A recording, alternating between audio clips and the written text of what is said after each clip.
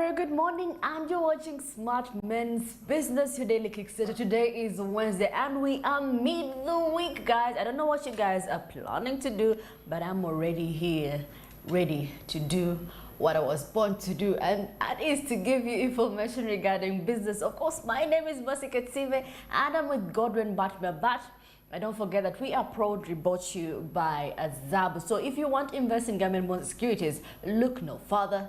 Zabo says, indeed, your money is your future. So investment goes as low as 15,000 Ugandan shillings. That is the lowest you can go with Zabo. So if you're there wondering, it doesn't matter whether you have a smartphone, whether you have a whether you have a button phone. Zabo says all you have to do is dial *292 hash, and that is the USSD code. You can learn about the product, or you could go straight to the bonds themselves if you know what you want. For those that do not know what you want, of course you can first learn. It's okay, it's good actually to learn. But of course today is Wednesday and we do not expect any public holiday this week, so Monday to Friday Zabo is fully open except for public holidays and weekends from 8:15 a.m. to 3:15 p.m. Zabo says your money is your future, and they're powered by all Tech East Africa, telling you to do something new. It's the month of October, guys.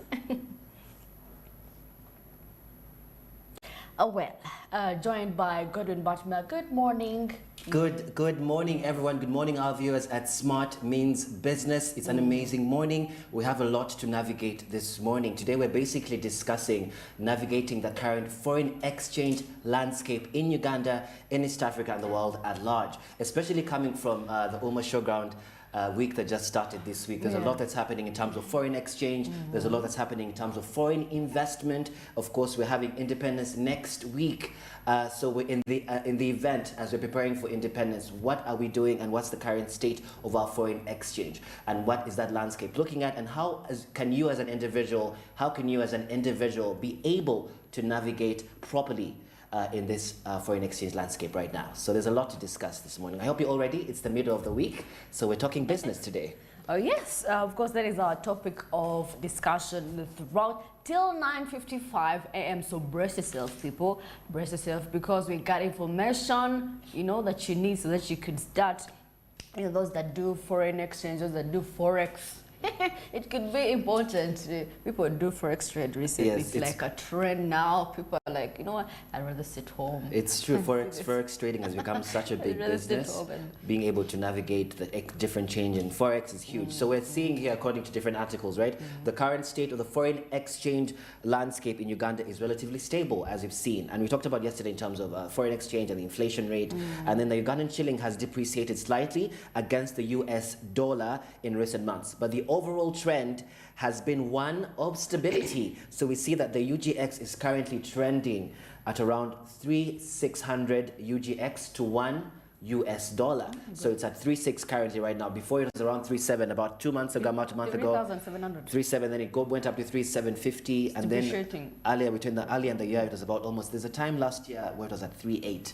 So it's constantly been going down, and we're at 3.6. So that's the lowest I've seen it so far this month. Which is actually it's not great if you're operating with dollars, right? So if you have dollars and you're trying to get your shillings, you get less value for your money. You see, even Rwanda, when you go to Rwanda, a little bit of Ugandan shillings, there's, you add on a bit, right. even So if it becomes tricky, because if our shilling is low, so if our shilling is quite low, it's very hard to be able to procure enough of the dollars. So we end up losing money.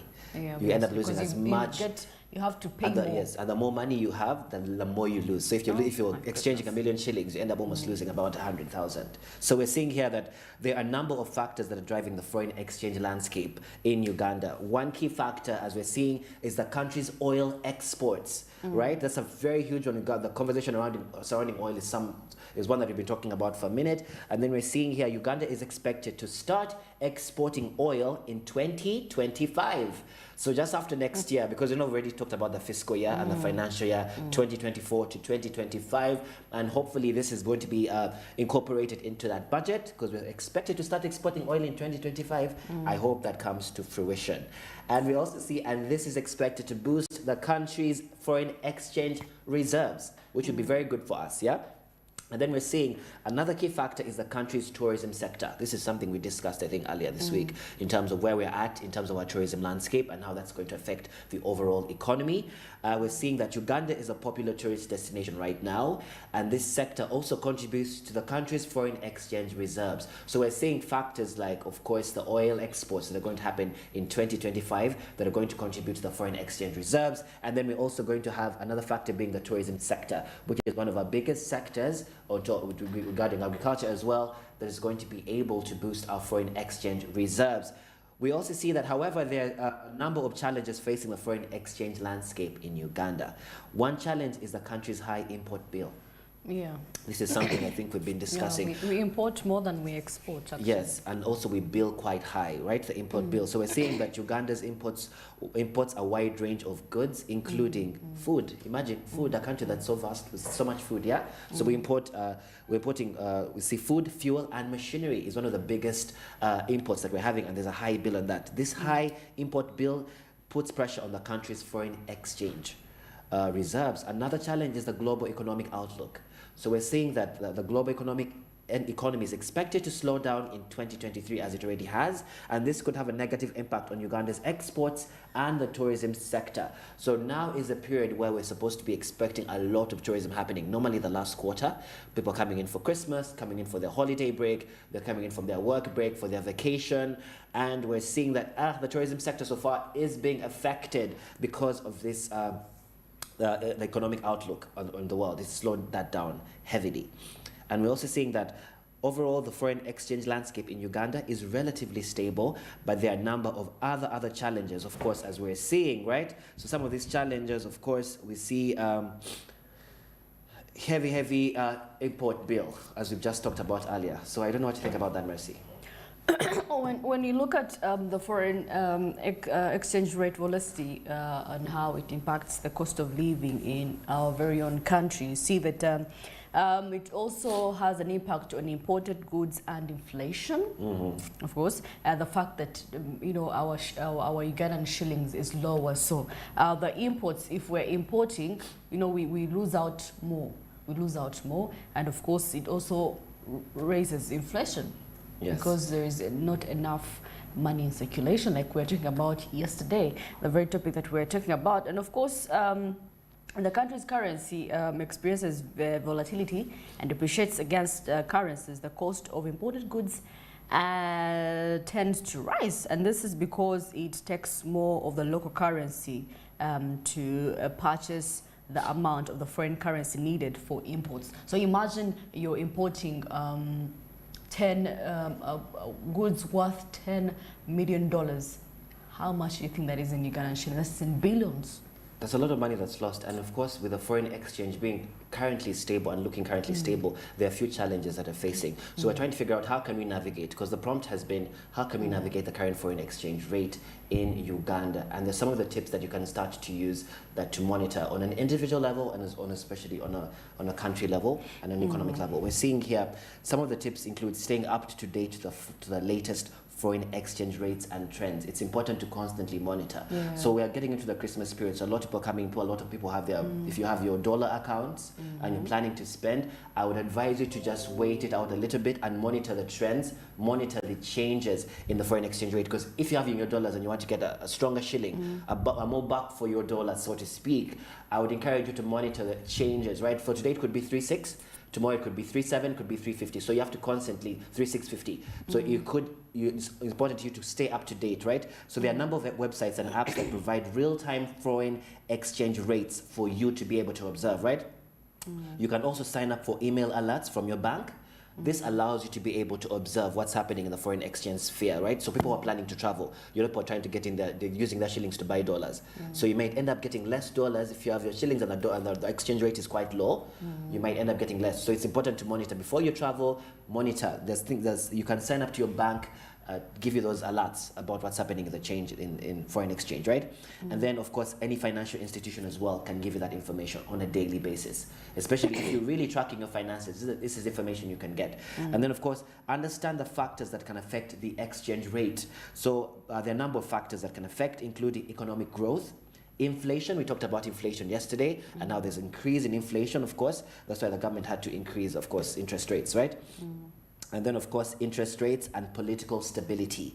So it is important to understand these factors so that you can make informed decisions about when to buy or sell foreign currency. So for those that are planning to buy or sell foreign currency, you're planning to buy or sell your dollar, you're receiving dollars into your dollar account, you have your shillings and you want to get dollars, it's important to observe the economic stability, the interest rates, the inflation rates, and these are conversations that we had yesterday and are continuing to have. Another thing is use a variety of foreign exchange providers. So there are a number of different foreign exchange providers in Uganda, as we know, right? So there's so many around the area. So you can always observe. And you can find that one thing about Uganda, you find them on a board. On a board, or one office, one foreign exchange office could have a completely different rate from the next one. Definitely. Even just opposite the street. That's how Uganda we have different prices. We have no standardization. The dollar could be at maybe it could be at 3.6. It could be at 3.6 at one shop.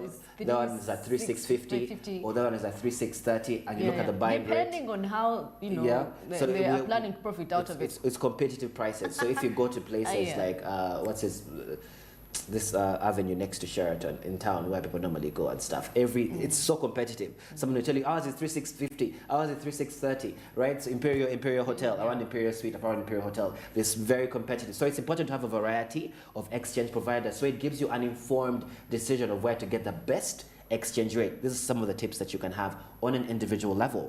And we're also seeing it is important to compare the rates of different providers before you buy or sell the foreign currency, what we just talked about. Constantly compare. Don't just go to the first one you get out of convenience and then you go, because you go to that one. Because now you see, like, and by the time you go to Gaba, it's 3.7. It's like going to a market and almost they sell almost the same thing, like trousers. If you're going to buy a pair of trousers, you have to go, another one will be like at 10,000, this one will be like at 8,000. So at the end of the day, you have to go where it is cheap or where you can feel is affordable for you. And it's interesting because Uganda, we tend to haggle. We haggle about everything. We haggle for a border. A border person will take you from this point at 5,000 shillings, and then you just walk a few distances. Another border will take you for 3,000. So it's just walking an extra mile to be able to get better back for your dollar or more bang for your money. So that's how we are in Uganda. So it's very important to keep a keen eye. And then lastly, before we get to the press release, we're saying consider using a foreign exchange hedging strategy. So a foreign exchange hedging strategy can help you to protect yourself from fluctuations. Right? So in the exchange rate, there are a number of different hedging strategies available. So it is important to talk to a financial advisor to determine which strategy is best for you. For those that have their bank managers, financial advisors, it's really important to be aware and ask them for that hedging strategy to be able to monitor directly.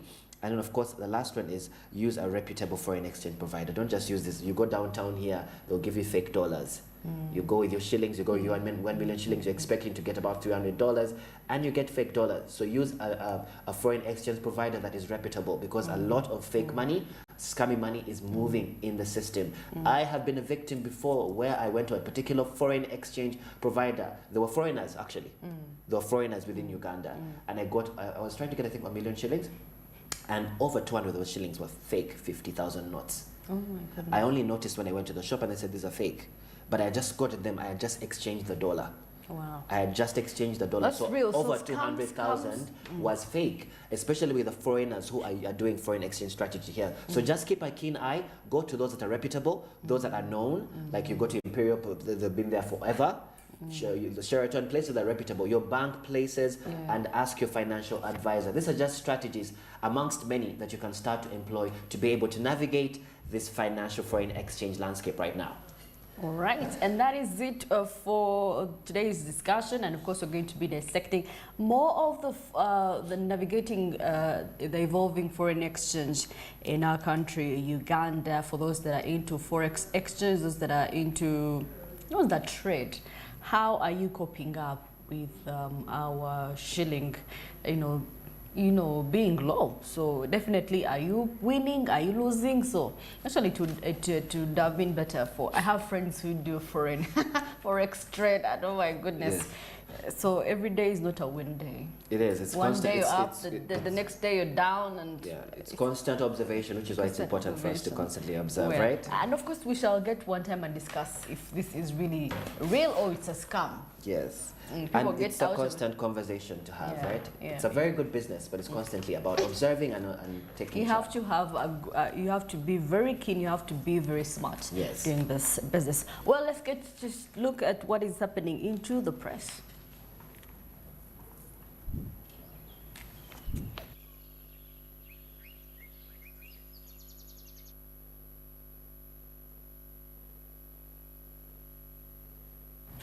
Well, of course, I have the Daily Monitor, the New Vision, and of course, as I can see, AFCON, matters regarding AFCON. Legislators debate Uganda's readiness. Legislators are now really wondering if, now that we've been given the chance to host the AFCON, are we really ready? Are the stadiums they're talking about, the training grounds they're talking about available, or they're going to renovate and patch them up? And we talked about this, the development of infrastructure, right? Especially coming AFCON, because we've been burnt after CHOGM.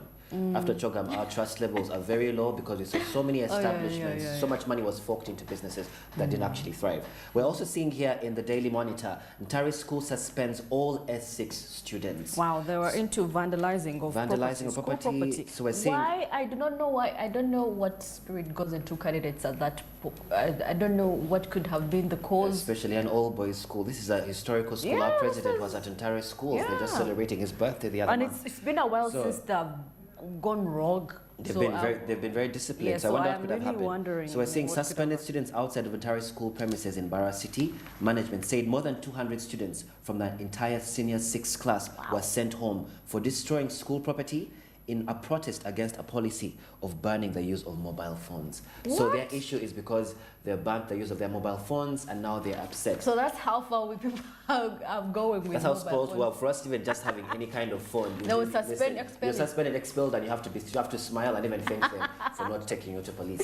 Oh, yeah. So it's very interesting. That shows that we lived in a different, different era. This new era is completely tied to their mobile phones, and they can't survive without But them. anyway, mobile phones are good, but then there are a lot of distraction if you're at school. Very distracting. People used to sneak in phones at school, and they would spend nights. They used to have zones 90%, and calling and also back in the time, social media wasn't as huge, right? When we were still it was in school, text, it was still like Facebook-ish type things. It was mostly texting and calling. Most times we had like community phones just to call people outside. It wasn't even zero Facebook. We didn't even zero Facebook. We barely had any of that. But now these guys have actual mobile phones that are smartphones. Yeah. So they're having smartphones in school. So that's going to provide more distraction, more chances to cheat. In class, you're texting people abroad, you're texting people where, asking for all kinds of things. You're on YouTube. So there's more distraction. So I'm all about the ban, Ntari schools. They should ban those phones so that you can focus on your education. Now look what has happened to you.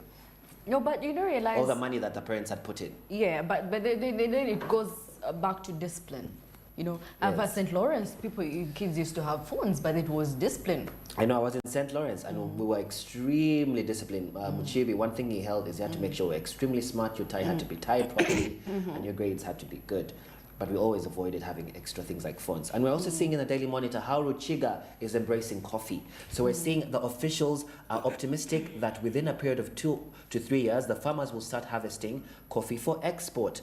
So, which is interesting. Ruchiga district is on its course to becoming a coffee growing hub following the launch of a project intended to see each household plant at least 50 coffee seedlings. So every household is expected in Ruchiga to plant at least 50 coffee seedlings, which is going to be very good for the economy. It is actually going to be good because Ruchiga has a lot of land available to them, and of course they have to put it into, if you're going to embrace coffee, if you're going to make coffee as a forefront, and then if they can produce more coffee, then we can take them to the different companies and different industries to be processed. And we're good to go. And I absolutely love that they're doing it on an individual level. Every household is expected to plant. That is, do you know how it was? That is what it was in Western Uganda. Yes. Every person had to have a field of coffee somewhere, somehow. And that is how our parents went to thrive through coffee. So that is the same trend. Well, right about now, we're into the traffic update. And we are the former clock tower. As you can see, this road is actually busy because different people from Entebbe, use this route coming in from that side. So definitely, and of course, because it's far, people are rushing. So definitely, that is why you see. So this is definitely Clock Tower. So Clock Tower, a lot of the cars are going to bleed into Chibuye area and continue to Entebbe. Others are going to go this other side of town. So we're seeing there's still cars that are moving right now along the area. I just cannot wait for this flyover to be fixed and done with. Because yeah, it will reduce congestion. It will reduce the congestion properly. It's actually good for kids who are going to school and maybe especially far distances. Because you see that there is confusion right there. Yeah, so people coming in from Entebbe Road, there's already so much jam from Entebbe Road, right? And the thing about people is once they introduce the tolls on the highway, express highway, people started to avoid the tolls. So if there was a way in which the government is able to fix all these roads and then have at least a subsidized price on the tolls, like it shouldn't be 5K just one route and 5K coming. So you're already spending 10K just for a toll. So it's like it's only for the rich. Only the rich can use the highways, guys.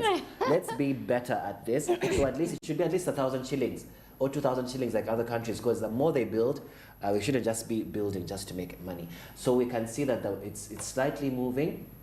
And the borders are not too many on the road. I hope the camera can pan to the side so we can see more of this area. There's a few traffic police and we're bleeding into Clock Tower area. So people coming from Clock Tower, many around that roundabout. Some are coming all the way to Nsambia area. Others are going direct to Mukwano Road. Others are coming from the park, Old Taxi Park. Others are going to the Old Taxi Park. Are those walkways already operational, not so? The highway operational. I see very few people. I don't know. Maybe they have not yet they have not yet started. But in a very, but it's. I think there's gonna be a grand opening, really. I hope so, because that could help. If it was operation, people, I don't think people would be roaming around. Because who would risk actually? But can I tell you something? This is one of the places I am so afraid to move around. I do not like moving around this area around Clock Tower. It's dangerous. The jam is crazy. It is dangerous. They're always catching bikes. They're always what? There's so much. Are there even other walkways? There's so much congestion. You're sharing a walkway with a border, and you're sharing a walkway with a taxi, which is why I think they created that walkway. Walk over at the top, but I barely think it's operational. No one is using it. It would curb a lot of the human congestion. But do you know that causes jam around there is a walkway also in Barra, like over there. People don't use it. People don't use it. They don't use it because they're thinking. Mindset. I think some people are afraid of heights. Like, oh my goodness, I don't want to be. They're afraid of heights. They're thinking, where is this going? Or people are just afraid of change. We're so afraid of change. We can be so rigid. But this human, look at that. Uganda, a car is walking together with a person. Like they're walking together. A car literally has to pause and move. A border has to pause and move with the person that's moving. So these walkways will be able to help take off that human congestion. I'm really afraid. Like you said, I don't think I would use this route. I would definitely get a border just to reach where I'm. And then go. Because I have used this route before and I had an inkling. I was like, they're going to stop someone. And then they stopped us right there. At that junction with the congestion. Remember, there's vendors, there's so many vendors. But I like the fact that this guy is there and of course he's helping out people cross. Now he's come, but before he wasn't there. But now also, remember, this place has so many vendors. There are people who are selling tomatoes, they're selling school supplies, they're selling everything. So you're competing with vendors, you're competing with human traffic, you're competing with taxis, and you're competing with borders. So as we can see, it's moving, but it's still very unorganized chaos. It's chaotic. That place is very unorganized. I don't think it's organized the way it moves. Everyone is moving. You see, a car, there's no jam, but the humans are stopping the cars. You get it? Yeah. That is why. So there's human congestion along this I think that's route. when the traffic officers come, yes, just come and maybe there's a little bit of order. But if you see the traffic police officer is just looking for something that this person doesn't have. He's not really trying to organize the traffic there. Morning breakfast. Yes. The morning breakfast. So this place is slightly chaotic, but the cars are moving. So if you're coming along that route, going to Clock Tower, coming from Entebbe area, coming from that area, Chibuye area, Entebbe Road, you can sort of bleed into the road. There's not too much jam. All that we're having is just a little bit of human congestion, a little bit of the morning taffa. But as we go on to 8 o'clock, I bet it's going to become very busy. This place is known. Whether it's Christmas, whether it's what, it's going to get busy by 8:30. Oh yeah. So that is what is happening along the Clock Tower. And of course, yeah, that is how the situation is going. So if you're going outside of Chibo, if you're going to Entebbe, if you're coming to the city center, just know there is a lot of confusion. So it's those that are maybe big-headed or maybe that are used to, you know, navigating through Kampala. There are those people that know the roads. For me, I would always encourage that route for people who work there, for the vendors. Like, if you work downtown, only leave that road for downtown. Is it even healthy? You know, the dust and all that. It's not. Also, it's not healthy for COVID and the COVID times we're living in. The human congestion, back to back. It's so congested. I would encourage if that route would only be for people that work around downtown, and then they can fix the highways very soon. Well, it's 27 minutes past 7 a.m. and of course you're still in the first hour of Smart Men's Business. Don't forget that we are proudly brought to you by Zabu. So whether you have a smartphone, whether you have a button phone, or a community like some people say it, you can just reach out to Zabu regardless. So reach out to Zabu if you dial *292#. That is the USSD code. You can learn about the product. You can go straight to the bonds. You can look at the maturity periods of your money. You can buy, sell. A lot more is there to learn about Zabu. So investment is as low as 15,000 Ugandan shillings, or you could choose to invest more. You could choose to invest millions in there and you know, do government bond securities. But today being a Wednesday and it's not a public holiday, Zabu is fully operational. When it clocks 8:15 a.m., trust me, you're gonna dial that USST code and reach out to them and tell them, hey, listen, I want to do A, B, C, and D, and they're going to reach out to you. So Monday to Friday, those are the working days from 8:15 a.m. to 3:15 p.m. And of course, they are powered by All Tech East Africa, telling you to do something new this month of October. Well, of course, we're going for a short breathe and, of course, you know, take a sip of some coffee. Definitely, I urge you to employ, even if you're in a car, just take a sip of coffee. It's good for the stomach early in the morning. But anyway, we are going for a short break. And of course, coming up is Karibu East Africa and what is happening internationally in line of business.